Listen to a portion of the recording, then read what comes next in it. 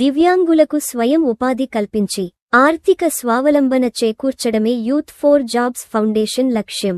దివ్యాంగులకు స్వయం ఉపాధి కల్పించి ఆర్థిక స్వావలంబన చేకూర్చడమే యూత్ ఫోర్ జాబ్స్ ఫౌండేషన్ లక్ష్యంగా పనిచేస్తుందని Youth for Foundation Telangana assistant manager Mohammed Shahid పేర్కొన్నారు.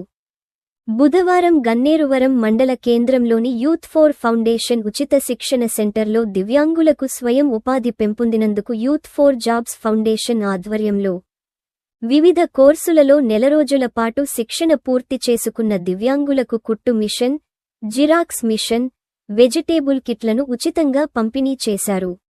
ఈ సందర్భంగా మహమ్మద్ షాహిద్ మాట్లాడుతూ, కరీంనగర్ జిల్లాలోని 8 మండలాలలో దివ్యాంగులకు ఉచితంగా కిట్లను పంపిణీ చేశామన్నారు.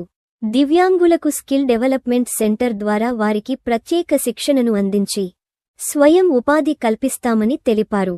ఈ కార్యక్రమంలో 4 మండలాల ఇన్ఛార్జ్ మోరే కృష్ణ, ప్రతిభ, కోఆర్డినేటర్ పాసం ఎల్లయ్య, ట్రైనర్ శివరాత్రి శారద, దివ్యాంగుల అధ్యక్షుడు కొలుపుల మహేందర్, దివ్యాంగులు పాల్గొన్నారు.